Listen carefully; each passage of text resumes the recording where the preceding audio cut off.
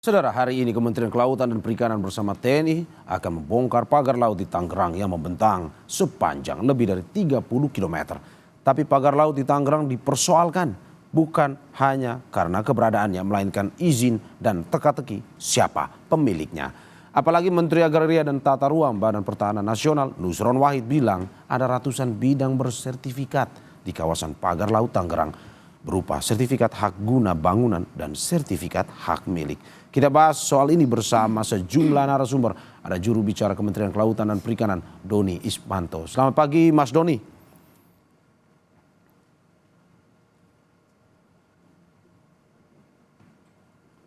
Oke, Selamat pagi. Mas Doni, selamat pagi. Dan juga ada anggota Komisi 4 DPR RI, Firman Subagio. Selamat pagi, Mas Firman. Selamat pagi, Mbak Doni. Dan juga Deputi Pagi, Eksternal Pak. Walhi Nasional, Mukri Friyatna yang bersama saya di studio. Selamat pagi, Mas Mukri. Pagi. Terima kasih Bapak-Bapak sudah hadir di Sapa Indonesia Pagi pada hari ini. Saya ke Mas Doni. Mas Doni, ini sepertinya lagi di lokasi nih pembongkaran pada pagi hari ini, Mas. Iya, kita sedang persiapan ya, Ya. menggerakkan lagi persiapan apel pasukan lagi dan bersiap untuk kedatangan para VVIP. Oke, berarti kapan rencananya akan dilakukan pembongkaran? Apakah akan mulai dengan apel dulu atau langsung pada pagi hari ini eksekusinya? Jadi nanti kita estimasi semua VVIP, Pak Menteri, Pak Kasal, dan unsur-unsur lainnya datang kalau bisa jam 9 atau jam 9 pagi ini atau jam 10 sudah di lokasi. Terus dimulai dengan rapat dulu, koordinasi semuanya. Setelah itu kita ada semacam press conference singkat hasil dari rapat koordinasi. Setelah itu para VVIP menyaksikan langsung di laut untuk proses pembongkaran oleh personil. Oke, confirm hari ini ya Pak Tipa ya, bersama KKP dan juga TNI AL dan juga pihak-pihak terkait termasuk nelayan juga dari informasi Anda. Mas Doni, kalau boleh tahu berapa jumlah personil yang dikerahkan pada hari ini? Jadi kalau kita hitungin nelayan yang ikut, total personelnya itu 2.593 orang. Ya. Nelayan ada sekitar 1.115 orang. Ya. Ya. Kapal itu, kalau kapal nelayan kita hitung, itu jadi 281 armada. Oke. KKP sendiri menurunkan 11 armada dengan 450 personil. Angkatan Laut 33 armada, 753 personil. Polair 6 armada, 80 personil. KPLP 2 armada, 30 personil. Bakamla 3 armada dan 100 personil. Pemprov Banten juga menurunkan armadanya ada 3 dan 95 personil. Oke, dengan jumlah yang begitu besar, apakah akan dikejar dalam waktu 1 hari atau bagaimana dari detailnya? Apakah mungkin berapa kilometer per hari yang akan dibongkar? Kita sih sesuai rencana operasinya hari ini kalau bisa 7 kilometer, tapi pagi ini udah hujan lagi. Ya. Ini semuanya tergantung cuaca, karena udah 2 hari ini hujan terus. Ya. Oke. Dan kita hari ini akan terus dari Kompas TV juga akan meliput terkait dengan kegiatan pembongkaran tersebut. Mas Doni, terkait dengan pembongkaran yang akan dilakukan nanti, kita ke polemik yang memang dalam beberapa hari ini menjadi sorotan atau menjadi perbincangan. Di mana yang jadi sorotan adalah ini Menteri ATR BPN Pak Nusron Wahid bilang ada ratusan sertifikat HGB dan SHM di kawasan pagar laut Tangerang. Apakah bisa sebenarnya di wilayah laut kita bersertifikat? Dari KKP sendiri bagaimana tanggapan? Iya. Ya, kalau kita berpegangnya kepada putusan Mahkamah Konstitusi ya, yang keluar tahun 2010, kalau laut itu adalah milik bersama dan bersifat open access sehingga tidak bisa ada hak atas tanah di laut. Selain itu, pegangan kita pasal 18 dan pasal 19 Undang-Undang CK yang menyatakan pemanfaatan ruang laut wajib sesuai dengan rencana tata ruang dan harus memiliki kesesuaian kegiatan pemanfaatan ruang laut gitu loh. Jadi kalau di laut ada hak atas tanah atau semacam dokumen lain selain PKK PRL, ya itu tidak sesuai dengan undang-undang dan konstitusi. Oke, tapi apakah KKP sudah mengetahui juga bahwa ada pihak-pihak yang memiliki HGB ini? Kita baru tahu dari Pak Nusron hari Senin itu, kan Pak Nusron yang umumin. Oke, berarti tidak ada koordinasi atau bagaimana sebenarnya? Mas, kalau HGB sertifikat seperti itu yang berhak mengeluarkan di tempatnya Pak Nusron, bukan KKP ya. Ya.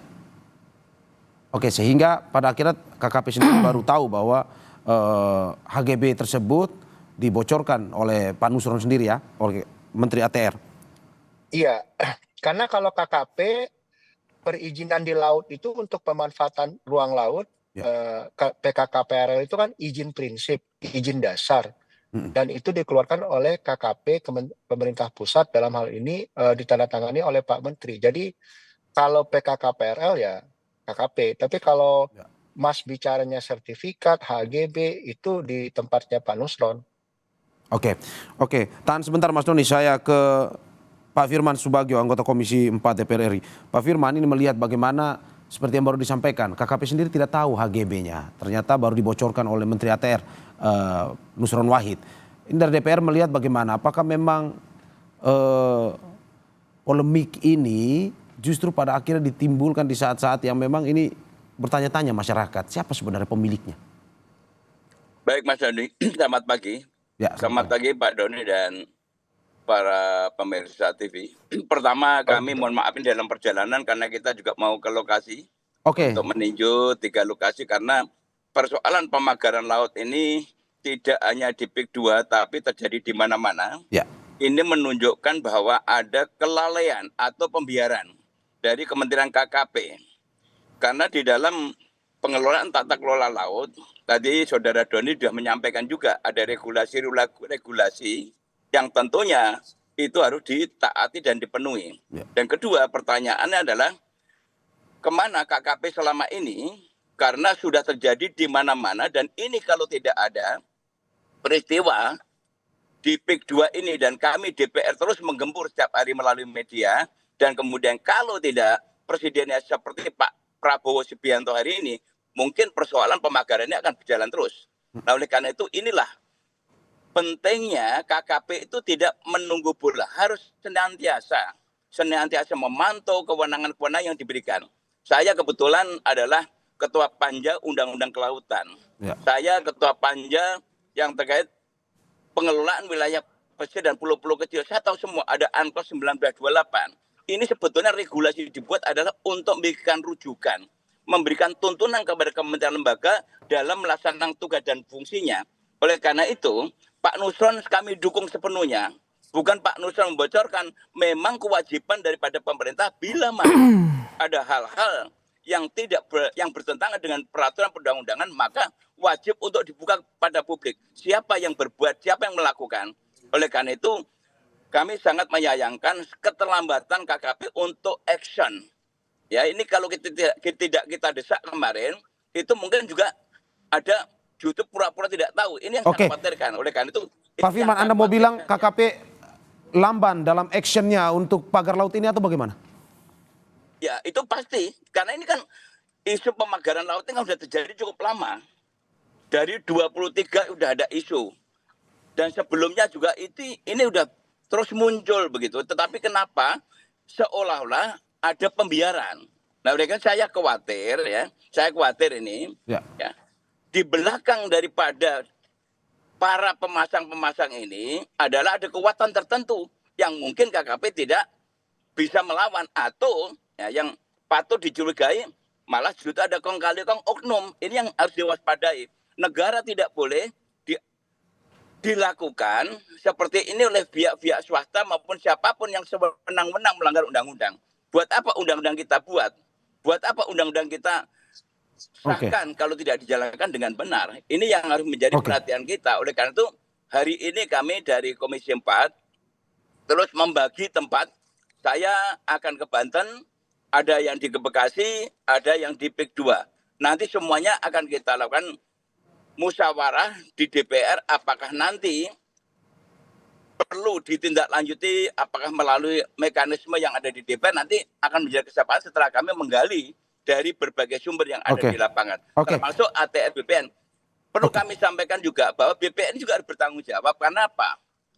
Tadi Saudara Doni yang menyampaikan bahwa laut tidak boleh dilakukan pengablingan. Itu jelas Undang-Undang Cipta Kerja juga saya sebagai anggota panjanya. Jadi sangat memahami betul. Oleh karena itu dengan adanya pelanggaran dari BPN, BPN ini sudah bukan agraria. Kalau agraria itu mengatur tata ruang laut, udara, dan laut. Darat, laut, dan udara. Karena BPN sekarang ini badan pertanahan, maka mereka hanya mengatur tata kelola tanah.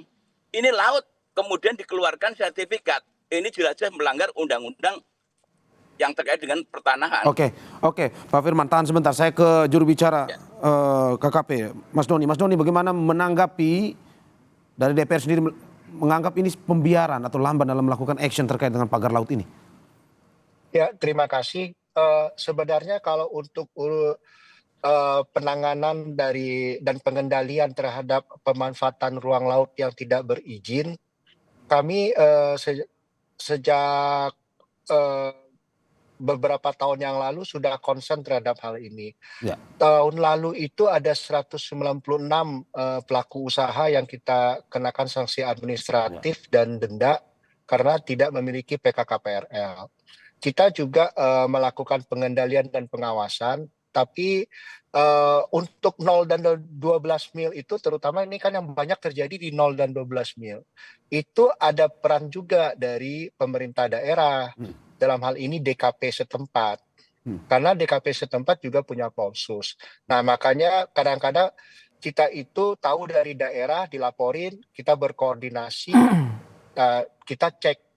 Banyak kasus-kasus itu seperti di Bekasi ya, yang kita segel itu, Pak Firman, malah DKP-nya sudah tahu itu zonanya bukan peruntukan untuk reklamasi.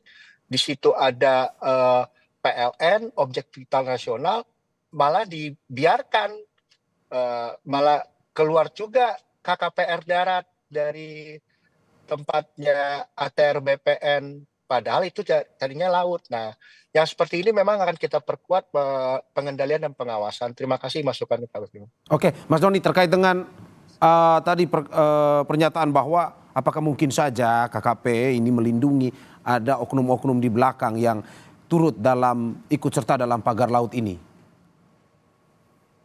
Begini, kan dokumen itu keluar bukan dari KKP.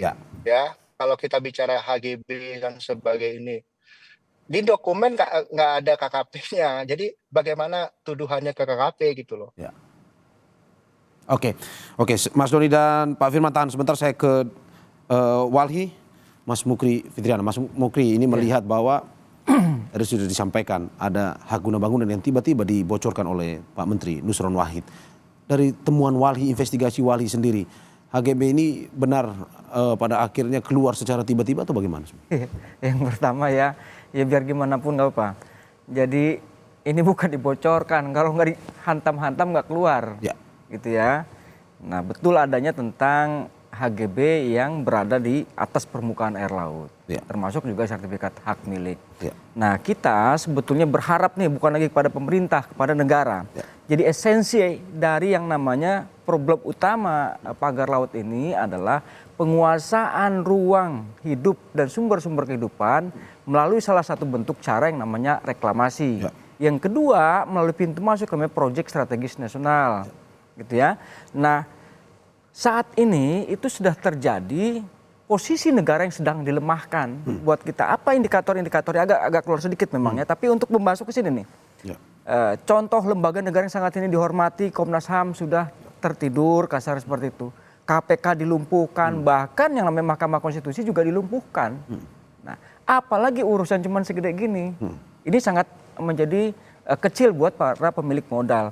Karena itu kami berharap pada kesempatan pada pemerintahan yang baru ini berkonsolidasilah. Nggak boleh negara itu kalah. Ini kan kasarnya, kalau bahasa kasarnya ini apa ya, wajah negara dikencingin lah kira-kira gitu ya. Masa di depan mata segaban satu nggak bisa kelihat, saling klaim kami nggak tahu gitu. Kalau klaimnya kami bertanggung jawab kan enak juga. Gitu. Ngurus pagar aja komunikasinya rumit. Mencari orang itu apa?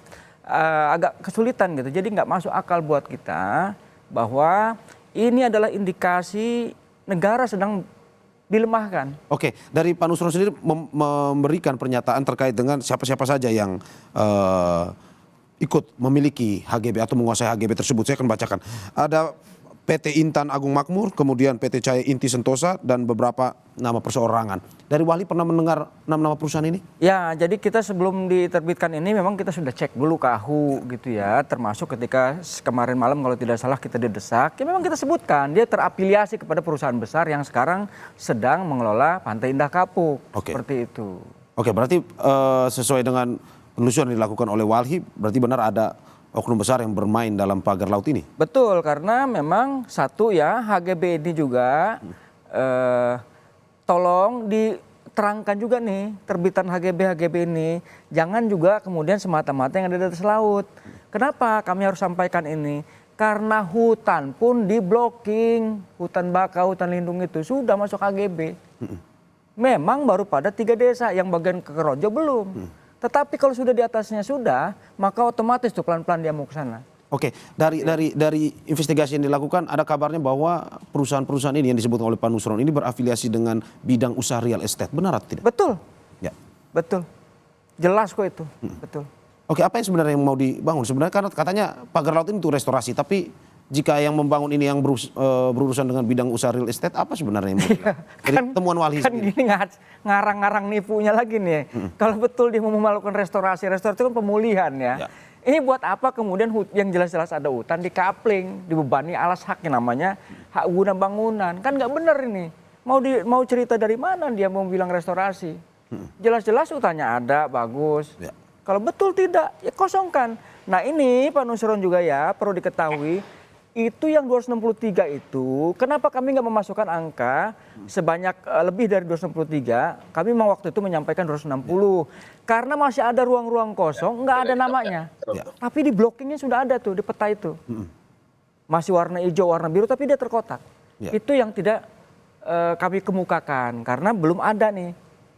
Belum keluar titik koordinatnya punya siapa gitu ya. Tapi intinya dia sudah terkapling banyak. Oke, apa sebenarnya tujuannya dari pembangunan pagar laut ini? Kalau bukan untuk restorasi tadi Anda bilang. Ya tujuannya saya bilang tadi merampok ruang laut dengan cara mudah gitu ya. Esensialnya adalah menguasai sumber-sumber kehidupan untuk kepentingan investasi. Nah yang harus juga Bapak Komisi 4 DPR, kami berharap begini Pak. Karena jeratnya ini kan sudah dipasang. Mau rubuh sekalipun itu seluruhnya pagar, mau dicabut pun itu HGB, tidak menggugurkan yang namanya rencana untuk tetap menguasai tanah air di wilayah Tangerang ini. Kenapa? Sepanjang tidak pernah digugurkan juga. Apa itu? Pasal-pasal, ayat-ayat yang mengarahkan untuk Pantai Utara Tangerang direklamasi. Jadi ini kuncinya nih.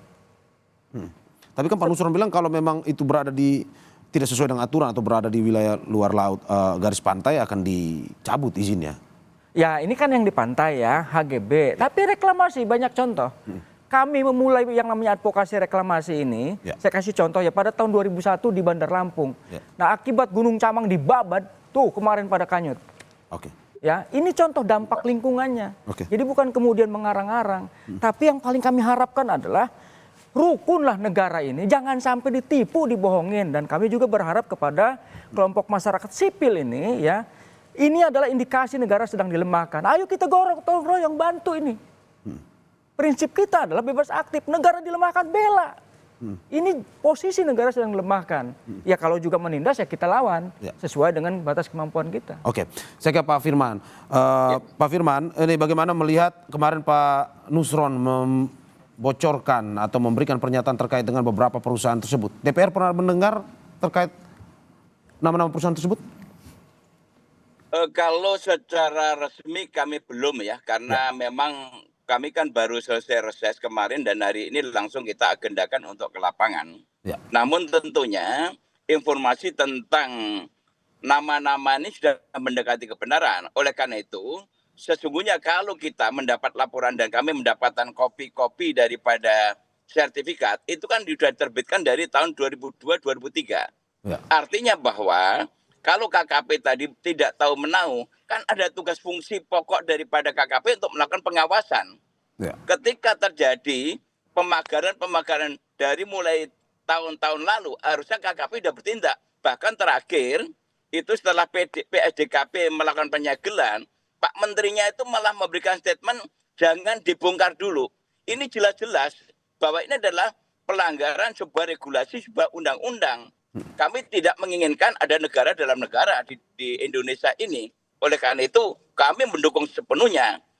Apalagi sudah ada perintah presiden harus dicabut dan kemudian harus, dan saya meminta kepada pemerintah tentunya, udahlah, jangan menunggu waktu lagi. Kalau memang bisa dikerahkan dalam 1 minggu selesaikan. Kalau bisa 3 hari, selesaikan dalam 3 hari. Jadi tinggal menunggu, namun proses hukumnya tetap harus berjalan terus. Itu prinsip kami dari DPR. Oke. Saya terakhir ke Mas Doni. Mas Doni, bagaimana melihat ini? Apakah memang akan dibawa ke ranah hukum terkait dengan perusahaan-perusahaan yang tadinya yang dibocorkan oleh Pak Menteri Nusron ataupun pihak-pihak lain yang membangun pagar laut ini? Begini ya Mas, sesuai Undang-Undang Cipta Kerja, kalau untuk pelanggaran perizinan PKKPRL itu sanksinya administratif dan denda. Ini kami sudah jalankan, kemarin kami sudah panggil 2 orang dari JRP sampai malam pemeriksaannya. Hasil pemeriksaannya belum dilaporkan oleh PPNS ke kami ya. Tapi kalau yang ada unsur pidana tentu kita akan koordinasi sama polisi. Jadi kita kan ada juga yang wewenang di mana penyelidikan kita nggak bisa masuk sampai jauh. Nah itu ya kita harus ajak polisi, atau polisi kan sekarang sudah ada juga laporan dari masyarakat, laporan terkait dugaan pidananya yaitu. Nah kita juga tunggu tuh, Pak Nusron kan katanya juga mau menyelidiki, beliau kan juga punya PPNS. Nah kita harap juga Pak Nusron juga kebuka, jadi kita nanti akan nanti kan di sini ada rapat koordinasi juga pagi nih. Nah nanti bisa lebih jelas gitu. Oke, terima kasih Mas Dono. Semoga apa yang disampaikan bisa memberikan masukan terkait dengan polemik pagar laut ini. Terima kasih Bapak-Bapak. Narasumber saya ada juru bicara Kementerian Kelautan dan Perikanan Doni Ismanto. Terima kasih Mas Doni.